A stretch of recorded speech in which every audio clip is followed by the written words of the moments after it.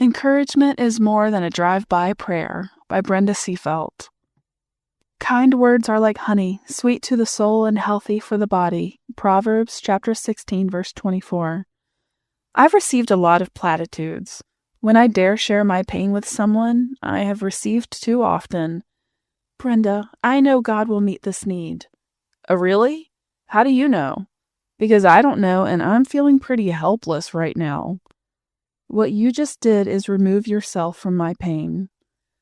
A drive-by prayer is when I share my pain, I see your face, and you have no idea what to say, and I also see that you don't want to even know that this sort of pain exists.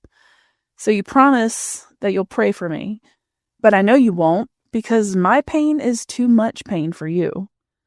What you just did is remove yourself from my pain, and I'm even more alone in it now. Mark chapter 9, verses 14 through 29 tells this story of a father who cared for a son who was tormented by seizures and by a spirit of self-destruction. The boy needed constant watching because he would throw himself into fire or water to self-harm. This father was on all the time to keep his son alive. This father was desperate to save his son and desperate for rest himself, so he brought the boy to the spiritual leaders for help. This is how the story opens. We see these spiritual leaders arguing about how to help the boy. Instead of comforting the boy or the father, they're spewing their wise words to offer advice and point fingers. They probably offered some platitudes and a drive-by prayer, but they never entered into the pain of the father or the boy. They showed little compassion. Even the disciples of Jesus removed themselves from the pain of the father and the boy by entering into the knowledge debate.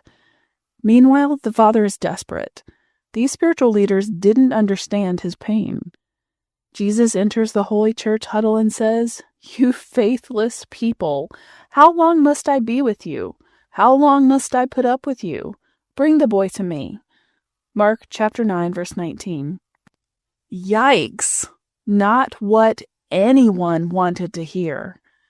But then Jesus turns to the father and shows compassion, asking, "How long has this been happening?" Mark chapter 9, verse 21. Finally, the father feels heard, feels seen, like there might be some hope. With just that flicker of hope, the father cries out, "I do believe, but help me overcome my unbelief." Mark chapter 9, verse 24. Hardly a profound statement.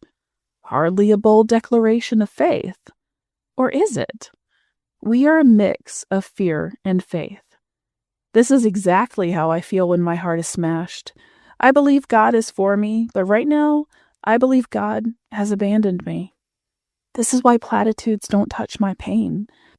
This is why drive-by prayers are appreciated. Because I do believe prayer changes things. But I'm also so overwhelmed in my pain that I don't see the end of my pain. I'm a desperate mess, and I need someone to see this mess with me. It really helps me when someone wants to see this mess with me. These people are a gift to me in my broken-hearted season. Will you see this mess with me? I'm sorry that your life is going to be uncomfortable because my life is broken. I'm sorry that I might trigger some of your trust issues, but I really need you to see me and sit with me for a while and not try to solve what is unsolvable at this moment. I'll never forget you because you made yourself uncomfortable for me. You have joined me in this mix of fear and faith. I'm not alone in it. Maybe you'll even say, "Me too." I will never forget you. Questions for reflection. Have you ever thought that God is for you, but somehow has abandoned you? What did you do about it? Take a moment and ask how God might use you to truly come alongside a friend who needs to be encouraged. Then follow through on his leading.